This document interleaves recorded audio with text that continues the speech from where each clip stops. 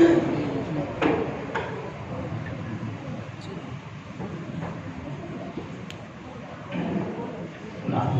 ونصلي على رسوله الكريم أما بعد قال النبي صلى الله عليه وسلم إن أولى الناس بي المتقون من كانوا وحيث كانوا أو كما قال رسول الله صلی اللہ علیہ وسلم۔ میرے محترم بزرگوں، حدیث کا ایک چھوٹا سا ٹکڑا آپ نے سنا۔ آپ نے یہ کس کو کہا تھا؟ معاذ بن جبل کو کہا تھا۔ معاذ بن جبل رضی اللہ عنہ بڑے جلیل القدر صحابی ہیں۔ کیسے صحابی؟ حضرت عمر نے فرمایا کسی ماں نے آج تک معاذ بن جبل جیسا لڑکا جانا ہی نہیں ہے۔ حضرت عمر بن خطاب فرماتے ہیں، کس موقع پر آپ نے فرمایا تھا کہ ان اولی الناس بی المتقون، لوگوں میں سب سے زیادہ قریب مجھ سے، ہمارے نبی نے فرمایا مجھ سے لوگوں میں سب سے زیادہ قریب لوگ متقی ہیں۔ پھر آپ نے فرمایا من کانوا وحیث کانوا، چاہے پھر وہ جو بھی ہو، کالے ہو، گورے ہو، حبشی ہو، گندمی ہو، جہاں کے بھی ہو، وحیث کانوا، عرب کے ہو، عجم کے ہو، یورپ کے ہو، جہاں کے بھی ہو، وہ قیامت کے دن سب سے زیادہ مجھ سے قریب ہوں گے۔ آپ نے حضرت معاذ بن جبل کو کب فرمایا؟ جب آپ ان کو یمن کا حاکم بنا کر کے روانہ کر رہے تھے۔ اللہ کے حبیب نیچے چل رہے ہیں اور حضرت معاذ بن جبل اونٹنی پر سوار ہے۔ اونٹنی کی مہار جو دوری ہوتی ہیں، ناک کے اندر نکیل ہوتی ہیں، وہ نکیل ہمارے نبی کے ہاتھ میں ہے۔ آپ نیچے چل رہے ہیں، معاذ بن جبل سوار ہے۔ اتنا بڑا نبی، سید الانبیاء اور امام الانبیاء، آپ نیچے چل رہے، معاذ بن جبل آپ کے صحابی ہیں، ان کو آپ نے سوار کیا۔ چلتے چلتے چلتے مدینہ اجل ہو گیا۔ مدینے کی بستیاں اور مدینے کے مکانات اب نہیں دکھائی دے رہے تھے۔ ہمارے نبی مدینے کے باہر کھڑے ہوئے کہنے لگے، معاذ، جو نصیحت فرمائی ان میں سب سے پہلے آپ نے تو 2-3 سوال کیے احکام کے بارے میں، علماء جانتے ہیں جن مسائل کو یہاں عرض کرنا کوئی ضروری نہیں ہے۔ آپ نے فرمایا کہ معاذ ایاک والتنعم فإن عباد اللہ لیسوا بالمتنعمین، معاذ عیش پرستی سے بچنا۔ کہاں جا رہے ہو؟ یمن، حاکم اور گورنر بن کے۔ ایاک والتنعم، عیش پرستی سے بچنا۔ فإن عباد اللہ لیسوا بالمتنعمین، اس لیے کہ اللہ کے نیک بندے عیش پرست نہیں ہوا کرتے۔ آپ نے معاذ کو سب سے پہلی بات فرمائی۔ اس کے بعد نصیحت کرتے رہے، اچانک آپ نے اپنی زبان سے ایک جملہ ارشاد فرمایا کہ یا معاذ عسیٰ اللہ تلقانی بعد عامی ھذا، معاذ ہو سکتا ہے کہ شاید تو اس سال کے بعد میری ملاقات نہ کر سکے۔ معاذ بن جبل تو ویسے ہی زار و قطار رو رہے تھے کہ ہمارے نبی کی جدائی صحابہ سے برداشت نہیں ہوتی تھی۔ آپ جا رہے تو آپ کے دل میں اتنی بات تو ضرور تھی کہ 1 یا 2 سال تک مجھے مدینہ آنے کا موقع نہیں ملے گا، لیکن آپ نے فرمایا عسیٰ اللہ تلقانی بعد عامی ھذا، کہ میرے اس سال کے بعد شاید تم میری ملاقات نہیں کر سکو گے۔ پھر آپ نے فرمایا لعلک ان تمر بمسجدی او قبری، پھر شاید یہ بھی ہو سکتا ہے کہ تو میری مسجد کے پاس سے گزرے گا یا میری قبر کے پاس سے گزرے گا۔ تو زار و قطار رو رہے تھے کہ یا رسول اللہ، آپ نے تو ایسی بات فرمائی کہ شاید اب کبھی بھی ہم دونوں جمع نہیں ہوں گے، شاید یہ کہ آخری ملاقات ہے، اس کے بعد ہماری ملاقات نہیں ہوگی۔ ہمارے نبی نے معاذ کو روتا ہوا دیکھا تو فرمایا کہ معاذ رو مت۔ آپ نے اپنا رخ کیا مدینے کی طرف، آپ جا رہے ہیں یمن اور سعودی عرب کے بارڈر ایک ہی ہیں۔ یمن سعودی عرب کا پڑوسی ملک ہے، آپ کا ویسے رخ ہے یمن کی طرف، لیکن جب معاذ رو رہے تھے تو آپ نے اپنا رخ کیا مدینے کی بستی کی طرف۔ آپ نے کیا فرمایا کہ معاذ یاد رکھ، قیامت کے دن جو سب سے زیادہ اللہ سے ڈرنے والا ہوگا وہ مجھ سے قریب ہوگا۔ اس جملہ کے بعد خوش ہو گئی معاذ ابن جبل، خوش ہو گئی۔ جب ملک شام کے اندر وبا پھیلی، طاعون پھیلا، جیسے آج کل کورونا وائرس نے پوری دنیا کو اپنے شکنجے میں لیا ہے، ایسا ہر صدی کے اندر ہوتا رہتا ہے۔ ہر صدی کے اندر کوئی نہ کوئی وائرس، جب گناہ عام ہوتے ہیں ہوئے زمین پر اور اللہ کے بندے جب بغاوت کرتے ہیں، کھلا جب بغاوتیں ہوتی ہیں اور آوار کی اور انار کی پھیلتی ہیں، ہر سینچری اور ہر صدی کے ٹاپ پر اللہ تعالیٰ لوگوں کو پکڑتا ہے۔ یہ تو کچھ نہیں، کورونا کچھ نہیں، گزشتہ صدی کے اندر ایک طاعون پھیلا تو کروڑوں لوگ موت کی آغوش میں چلے گئے۔ ایسا ہوا ہے دور صحابہ کے اندر بھی، دور صحابہ میں بھی وائرل اور وائرس وبائیں پھیلی ہیں۔ ملک شام کے اندر ایک ایسی وبا پھیلی کہ لوگوں کو ایک گلٹی ہوتی تھی۔ گلٹی کا مطلب جیسے کمڑا ہوتا ہے ایسا ہوتا تھا، گردن میں، ہاتھ پر، انگلی پر۔ کچھ دن کے بعد وہ آدمی مر جاتا تھا۔ حضرت ابو عبیدہ ابن جراح رضی اللہ عنہ کیسے صحابی، آپ نے فرمایا لِكُلِّ أُمَّةٍ أَمِينٌ وَأَمِينُ هَذِهِ الْأُمَّةِ أَبُو عُبَیدہ، ہر امت کا ایک امین ہوتا ہے، میری اس امت کا امین ابو عبیدہ ابن جراح ہے۔ کتنا بڑا جلیل القدر صحابی کہ آپ نے ابو عبیدہ کو اس امت کا امین فرمایا۔ کب یمنی لوگ جب مسلمان ہوئے تو آپ نے ان کو کہا ابو عبیدہ کو، ابو عبیدہ تجھے معلم بناؤں گا، استاد بناؤں گا۔ کس کا؟ یمن والوں کا، اہل یمن کا سب سے بڑا تو استاد ہوگا۔ اہل یمن نے کہا یا رسول اللہ یہ معلم ہمیں دے دو تاکہ ہم کو دین اسلام سکھائے، ہم کو قرآن سکھائے، آپ کے فرمان سکھائے، احکام سکھائے۔ آپ نے ان کو معلم بنایا یمن کا، اور اہل یمن نے آپ کو مانگ کر دے دیا۔ اس موقع پر آپ نے حضرت ابو عبیدہ کے دونوں ہاتھ پکڑے اور پکڑ کے فرمایا کہ ہر امت کا کوئی نہ کوئی امین ہوتا تھا اگلی امتوں کے اندر، میری اس امت مرحومہ کا اگر کوئی امین ہے تو یہ میرا صحابی ابو عبیدہ ہے۔ یہ بھی طاعون کی زد میں آ گئے، یہ بھی وائرس کی زد میں آ گئے۔ حضرت معاذ ابن جبل سے کہنے لگے کہ مجھے لگتا نہیں کہ میں زندہ رہوں، لگتا ہے کہ میں دنیا کو چھوڑ دوں گا، تو میرے بعد آپ کو ملک شام کے حکمرانی کے لیے نامزد کرتا ہوں اور میں آپ کا نام پیش کرتا ہوں یمن کے حکمرانی کے لیے۔ معاذ ابن جبل نے کہا ابو عبیدہ کو کہ ٹھیک ہے آپ کی مرضی کی بات ہے، پر میں نے اپنے ان کاموں سے سرور کائنات حضرت محمد صلی اللہ علیہ وسلم کو فرماتے ہوئے سنا اپنی امت کو کہ لوگوں تم ملک شام کو فتح کرو گے اور اللہ تعالیٰ دین اسلام کو وہاں پر سربلندی عطا کرے گا، لیکن یاد رکھو ملک شام کے اندر ایک وبا آئے گی۔ وہ وبا ایسی ہوگی کہ ہزاروں لوگوں کو موت کے گھاٹ اتار دے گی۔ آپ نے فرمایا جو بھی اس وبا کی زد میں آیا وہ شہید ہوگا۔ کبھی بیماری ہمارے لیے رحمت بنتی ہے، کبھی نعمت بنتی ہے۔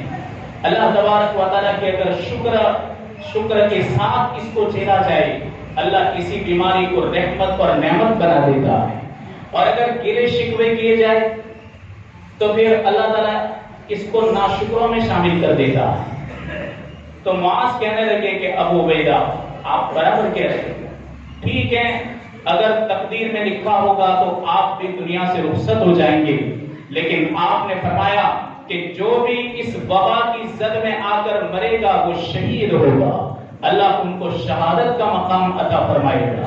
پھر معاذ ابن جبل کہنے لگے کہ میرے پروردگار، اگر میں نے تیرے حبیب سے یہ بات سنی ہے اپنے کانوں سے اور یہی فضیلت ہے تو مجھے بھی اس فضیلت سے مالا مال فرما۔ اللہ تعالیٰ نے حضرت معاذ کے پورے گھرانے کو اسی وبا کے اندر گرفتار کیا۔ حضرت معاذ ابن جبل بھی دنیا سے رخصت ہوئے کسی طاعون کی وجہ سے۔ بہرحال میرے بھائیوں، اللہ کے حبیب نے فرمایا کہ میری امت میں سب سے زیادہ قریب میرے نزدیک قیامت کے دن متقی لوگ ہوں گے، پھر وہ جہاں کے ہوں اور جو بھی لوگ ہوں۔ میرے بھائیوں، ہم عبادتوں پر بھروسہ کرتے ہیں، صرف عبادتوں کے اوپر بھروسہ کرتے ہیں، باقی اللہ کے حبیب کی لائی ہوئی زندگی کو پوری طاق میں رکھ دیتے ہیں۔ عمرو بن عاص رضی اللہ عنہ، ان کا لڑکا عبداللہ کا نکاح ہوا شریف لڑکی سے، نیک لڑکی سے۔ جب ان کی شادی ہو گئی تو چند دن گزرنے کے بعد اپنی بہو کا انٹرویو کر رہے ہیں، اپنی بہو کو پوچھ رہے ہیں کہ بیٹا میرا لڑکا عبداللہ کیسا ہے۔ عمرو بن عاص اپنی بہو کو پوچھتے ہیں کہ تو اس کے ساتھ رہ رہی ہے، نبھا رہی ہے، تو تو نے میرے بیٹے کو کیسا پایا؟ تو کہنے لگی کہ آپ کے بیٹے کا تو کیا کہنا، آپ کے بیٹے جتنا عبادت گزار میں نے مدینے کے اندر کسی کو نہیں دیکھا۔ عمرو بن عاص کہنے لگے یعنی کیا مطلب؟ کہاں ہر دن روزے رکھتا ہے، ہر دن روزے، اور رات میں عشاء کی نماز پڑھتے ہیں، مسجد نبوی سے گھر آتے ہیں، اس کے بعد جو مصلی پکڑتے ہیں تہجد اور تہجد سے فجر۔ ایسا عبادت گزار تو بہت مشکل ہے کہ ہر دن روزہ رکھے اور رات بھر عبادت کرے۔ عمرو بن عاص سمجھ گئے کہ ہاں اس کی گاڑی خالی عبادت کی طرف جا رہی ہے، بیوی کے حقوق کی طرف نہیں جا رہی۔ بیوی نے غیبت نہیں کی، بیوی نے شکوہ شکایت نہیں کہ ہمارا کوئی خاص توجہ نہیں دیتا آپ کا بیٹا، شکایت نہیں کی۔ آپ نے خالی یہ کہا کہ رات تو عبادت میں، دن تو روزوں میں۔ صحابہ تو بصیرت والے تھے، اہل بصیرت تھے، وہ تو اشاروں پر سمجھنے والے تھے۔ اللہ تبارک و تعالیٰ نے ان کو بصیرت اور بصارت کا نور عطا فرمایا تھا۔ تو اپنے بیٹے کو بولا کہ عبداللہ ادھر آ، رات کو کیا کرتا ہے؟ کہا کہ آپ کو تو پتا ہے کہ میں عبادت میں تھوڑا شوق زیادہ رکھتا ہوں، دن میں روزے رکھتا ہوں۔ کہا آپ ایسا مت کر، دن میں 3 روزے، مہینے میں 3 روزے رکھ لیا کر، ایام 20 جو ہمارے نبی رکھا کرتے تھے، 13، 14 اور 15واں چاند۔ آپ فرمایا کرتے کہ میری امت ایک نیکی کرتی ہے تو 10 گنا ثواب، تو 13، 14 اور 15 3 روزے ہوئے، ایک روزے کے 10 روزوں کے بقدر ثواب، تو 3 روزوں کا ثواب 1 مہینے کے بقدر ہو گئے۔ ہمارے نبی ہر مہینے میں 3 دن جن کو ایام 20 کہتے ہیں آپ روزے رکھتے تھے۔ عمرو بن عاص نے فرمایا کہ تم اس طرح روزے رکھ لیا کرو اور اپنی بیٹی کا حق، اپنی بیوی کا حق بھی ادا کرتے رہو۔ لیکن اپنے باپ کی بات کا زیادہ اثر نہیں ہوا عمرو بن عاص کے اوپر، وہ ان کے ساتھ بیٹھتے، بات چیت کرتے، لیکن عبادت تو وہی جاری رکھی جو وہ کر رہے تھے۔ اللہ کے حبیب کے پاس گئے عمرو بن عاص، کہنے لگے یا رسول اللہ عبداللہ کو بلاؤ، عبداللہ کی یہ شکایت ہے۔ ہمارے نبی حضرت عبداللہ کے پاس آئے، عمرو بن عاص کے گھر آئے، عبداللہ کو بولا کہ ادھر آؤ، کیا معمول ہے تمہارے؟ کہا یا رسول اللہ مجھے روزہ بہت پسند ہے اور رات کو جاگنا، شب بیداری اور کثرت سجود یعنی زیادہ سجدے کرنا میری زندگی کا ایک مقصد ہے۔ آپ نے فرمایا کہ ابھی اس مقصد کو ڈھیلا کرو، 3 دن روزے رکھ لیا کرو اور تہجد پڑھ لیا کرو اور اپنی بیوی کا حق ادا کرتے رہو، یہ تقویٰ ہے۔ تقویٰ کی یہ شکل آپ نے بتلائی۔ پھر کہنے لگے اب حضرت عبداللہ ابن عمرو بن عاص کہنے لگے، یعنی لڑکا کہنے لگا یا رسول اللہ آپ نے تو میرے روزے بہت کم کر دیے، کچھ اور بڑھائیے، 3 دن پورے مہینے کے 3 دن، آپ نے کہا چل 5، تو کہا بہت کم، 10، تو کہا بہت کم ہے۔ تو آپ نے فرمایا کہ میرے نزدیک سب سے بہترین روزے صوم داؤد ہیں۔ داؤد علیہ السلام ایک دن روزہ رکھتے، ایک دن چھوڑ دیتے، ایک دن روزہ رکھتے، ایک دن چھوڑ دیتے۔ کہنے لگے ہاں یہ ہو سکتا ہے، تو 15 دن کے روزے ہوں گے، 15 دن میرا افطار ہوگا، یہ میں کر لیا کروں گا، اور رات کے وقت تو آپ تہائی رات تک میں عبادت کروں، اخیر رات میں تھوڑا آرام کر لیا کروں گا۔ لیکن جب یہ بوڑھے ہو گئے، عبداللہ بوڑھے ہو گئے، ہمارے نبی دنیا سے چل بسے، بوڑھے ہو گئے، تو لوگوں کو کہتے کہ کاش میں میرے نبی کی بات کو مان لیتا اور ہر مہینے کے 3 دن روزے رکھ لیا کرتا تو اچھا تھا۔ بوڑھا ہو گیا، میں نے آپ کو وچن دیا تھا، اب مجھ سے ہو ہی نہیں سکتا کہ میں ایک دن روزہ رکھوں، ایک دن چھوڑ دوں۔ وہ بہت پچھتاتے تھے، بہت پچھتاتے تھے۔ بہرحال ہمارے نبی نے اپنے گھر کے حقوق ادا کرنے کو بھی تقویٰ فرمایا کہ یہ تقویٰ کے اندر آتا ہے۔ تقویٰ خالی مسجدوں میں نہیں ہوتا، تقویٰ خالی تہجد میں نہیں ہوتا، تقویٰ تمام کے حقوق کو ادا کرنے کے ساتھ تقویٰ ہوتا ہے۔ یہاں تک کہ میرے بھائیوں راستے کا بھی حق ہوتا ہے۔ آپ کے یہاں یہ دیکھو نا، یہ راستہ ہے، عشاء کے بعد ایک رکشہ بھی نہ گزرے اتنا بھی راستہ نہیں رہتا، رکشہ نہ گزرے اتنا، وہاں پر بائک دیکھو کہاں سے کہاں تک رکھتے ہیں۔ 5 وقت کا نمازی بھی راستہ روکتا ہے، تہجد گزار بھی روکتا ہے، شب بیدار بھی راستہ روکتا ہے۔ اس کو تقویٰ صرف نماز میں دکھائی دیا، اس کو تقویٰ روڈ کے اوپر نہیں دکھائی دیا۔ کئی لوگوں کے حقوق ہم ضائع کر دیتے ہیں، کتنے لوگوں کو ایذا پہنچا دیتے ہیں، کتنے لوگوں کو ہم تکلیف پہنچا دیتے ہیں۔ اس کو تو میرے بھائیوں کبھی بھی ہم تقویٰ کا حصہ ہی نہیں سمجھتے، اللہ سے ڈرنے کا حصہ ہی نہیں سمجھتے۔ ایک محدث ہیں، علماء پہچانتے ہیں، ابو حمزہ محمد بن میمون، جن کو سکری کے لقب سے یاد کیا جاتا ہے، بہت بڑے محدث ہیں۔ جس محلے کے اندر وہ رہتے تھے، اس محلے میں کئی مسلمان آباد تھے، دوسرے غیر مسلم بھی رہتے تھے، یہودی بھی کچھ رہتے تھے۔ ایک دن ایسا ہوا کہ ابو حمزہ محدث نے اپنا مکان بیچنے کا ارادہ کیا۔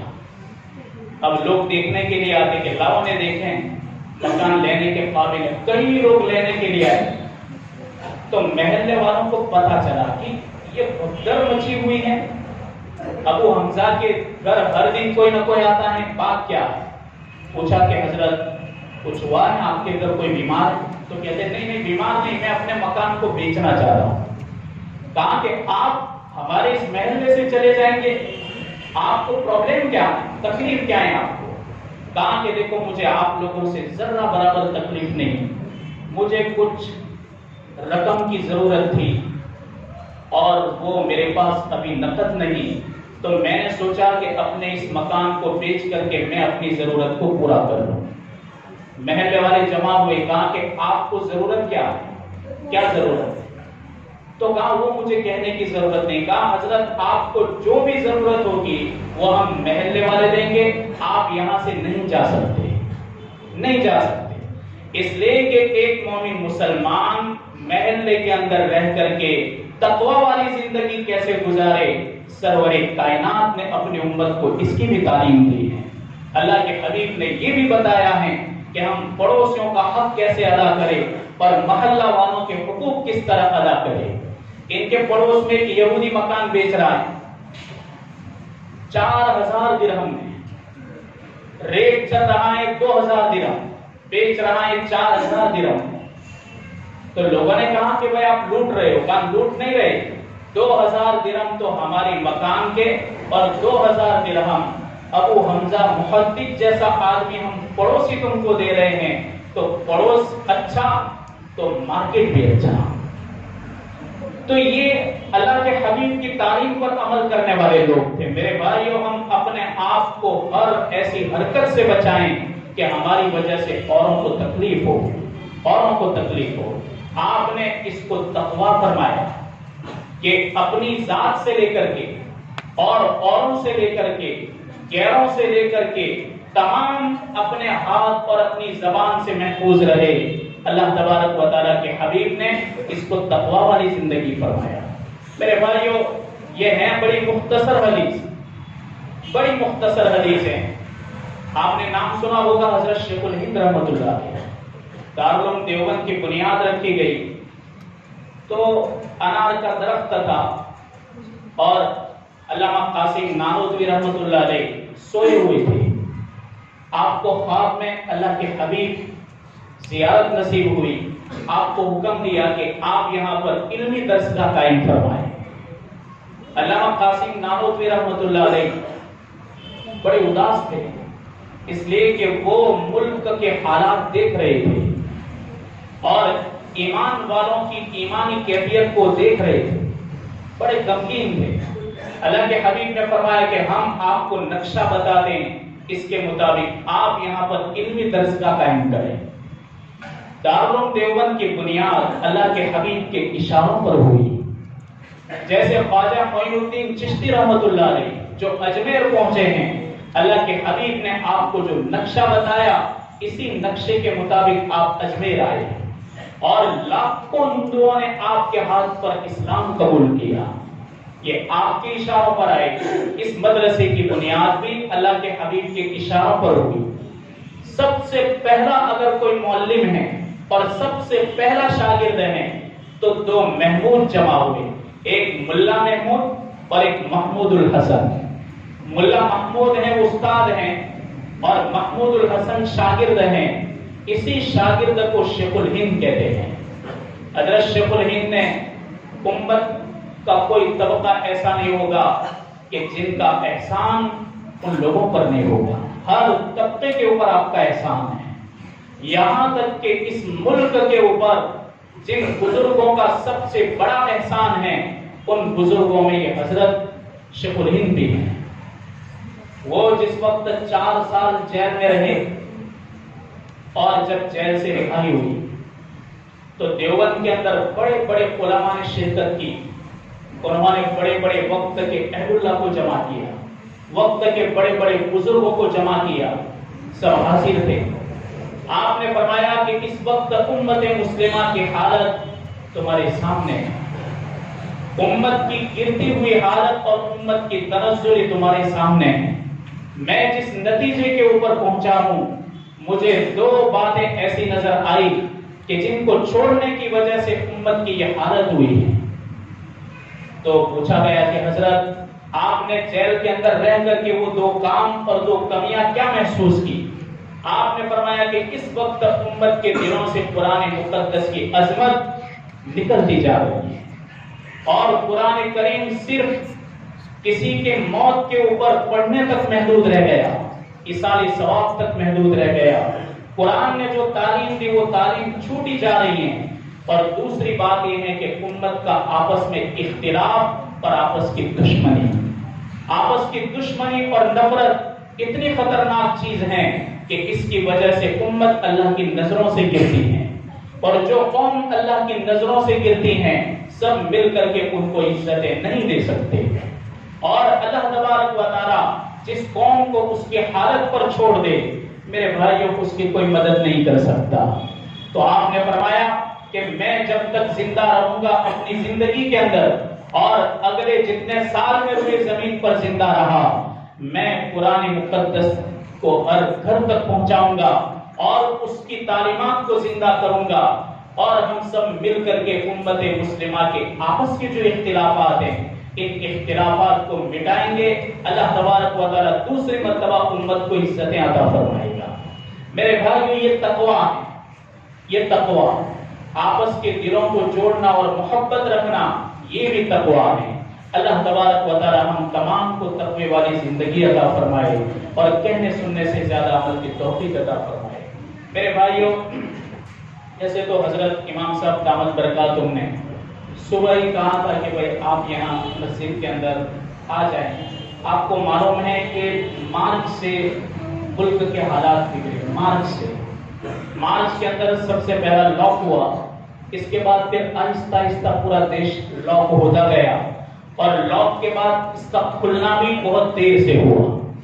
इसमें सबसे ज्यादा अगर भुगतना पड़ा है तो स्कूली लाइन से और मदारिस लाइन से। इसमें देखो ना, हमारे बच्चे इतने बिछड़ गए थे, इतने बिछड़ गए थे कि दुआएं भी भूल चुके थे, कलिमात भी भूल गए थे। अब स्कूली बच्चों की तो क्या हालत है वो तो टीचरों को पता चलेगा जब स्कूल शुरू होगी। इनकी क्या पोजीशन होगी वो तो टीचरों को बेचारों को भुगतना है। स्कूल खुलने के बाद सब कुछ पूरी स्लेट हो गई थी। अल्लाह तबारक व तआला ने फिर थोड़ी रूह डाली तो आजकल इसकी बरकतें थोड़ी बहुत नजर आ रही हैं। इसके अलावा बड़े इदारे, मेरे भाइयों, चाहे ये बीमारी की वजह से इदारे बंद हुए हो, लेकिन हालत तो ऐसी दिख रही है जिस वक्त अंग्रेजों ने मदारिस के ऊपर पाबंदी लगाई थी उस वक्त जो मंजर था ऐसा मंजर नजर आ रहा है बीमारी। और इसमें लोग कहते हैं भाई ये खाली नाटक है, ऐसा कुछ भी नहीं, बीमारी ही है। अल्लाह की तरफ से आया हुआ एक वबाल है और अल्लाह की तरफ से आई हुई पकड़ ही है और वो हर जमाने में आती है, हर सदी के अंदर आती है। लेकिन मेरे भाइयों, जो ये सब लॉक होता हुआ नजर आ रहा है तो इसका सीधा असर दुनिया के ऊपर नजर आ रहा है। दुनिया के अंदर आने वाली बरकतों पर इसका असर नजर आ रहा है। लोगों के अंदर आने वाली बरकतों का असर इसका सीधा नजर आ रहा है।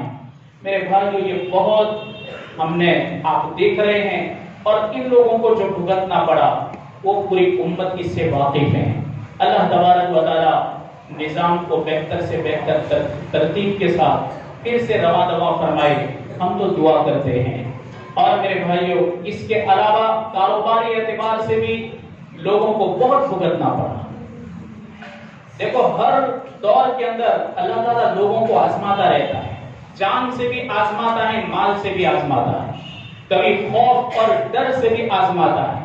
हर जमाने के अंदर किसी न किसी शक्ल के अंदर कोई न कोई मुसीबत आती है और लोगों की छटाई होती है।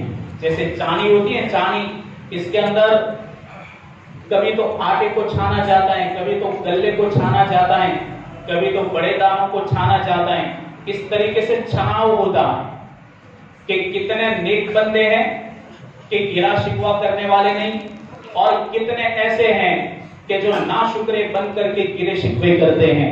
इस तरह हर दौर के अंदर छटाई हो रही है और सबसे बड़ा छटाई का अगर दौर है, आगे जो दज्जाली जमाना आ रहा है अभी से शुरू हो गया है। अल्लाह हमारी नस्लों की हिफाजत फरमाए। बाकी हालात बड़े घनावने होने वाले हैं, हालात बड़े खतरनाक आने वाले हैं।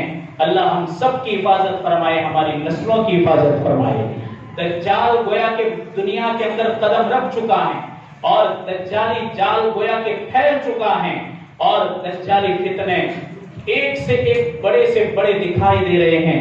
अल्लाह तबारक व तआला हम सब की ईमान पर इस्तिकामत नसीब फरमाए हमको, और अल्लाह तबारक व तआला अपना यकीन हमें नसीब फरमाए और हमें तौहीद के ऊपर मौत तक कायम दायम रखे। बहरहाल बात में करने जा रहा था कि यहाँ रह करके बेचारे मदारिस वाले, मकातिब वाले आपके सामने अल्लाह के लिए ऐलान करते हैं। तो मेरे भाइयों, जब कभी भी ऐसा मौका हमें मिले, चाहे वो जहां का भी हो, चाहे हमारा मकामी हो, चाहे बाहर का हो, चाहे फिर वो दूर दूर का हो, मेरे भाइयों, अपनी वुसात के मुताबिक खुश दिली के साथ नहीं देना है। अगर अल्लाह तबारक व तआला ने तौफीक नहीं दी तो अलग बात है, पर अल्लाह का शुक्र और एहसान है कि हमारे समाज के ऊपर, हमारी बिरादरी के ऊपर अल्लाह ने ये फजल और करम फरमाया है कि यहाँ जो भी आता है खुश होकर जाता है। और एक लारी वाला जो बेचारा मुश्किल से दिन में 200-150 रुपए कमाता है, अपनी वुसात के मुताबिक 10-20 रुपए भी वो दे देता है। ये एहसान है हमारे समाज के ऊपर। तो मेरे भाइयों, जब कभी भी कोई भी मकामी हो, बाहर का हो, अपनी वुसात के मुताबिक 1 रुपया भी हो, देखो जैसे हालात होते हैं सवाब ज्यादा मिलता है। اگر تنگی کا ماحول ہو اس کے مطابق ہم اگر دیں گے، اللہ تبارک و تعالیٰ اس کے مطابق ہم سب کی مغفرت بھی کرے گا اور دنیا کے اندر اس کا بہترین بدلہ بھی عطا کرے گا۔ اللہ تبارک و تعالیٰ ہم جو دے چکے دینا قبول فرمائے، اور ہم آئندہ بھی جو دیتے رہیں اللہ اس کو بھی قبول فرمائے۔ تو ہمارے یہاں پڑوس کی مسجد عمر کا اعلان ہے، اللہ تعالیٰ آپ جو بھی دو اس کو قبول فرمائیں، اور اللہ تبارک و تعالیٰ ایک درہم جو ہمارے نبی نے فرمایا اور ایک کھجور کا ٹکڑا اور ایک درہم جو اخلاص سے دیا ہوا ہو، اللہ اس پر جنت الفردوس کے وعدے کرتا ہے۔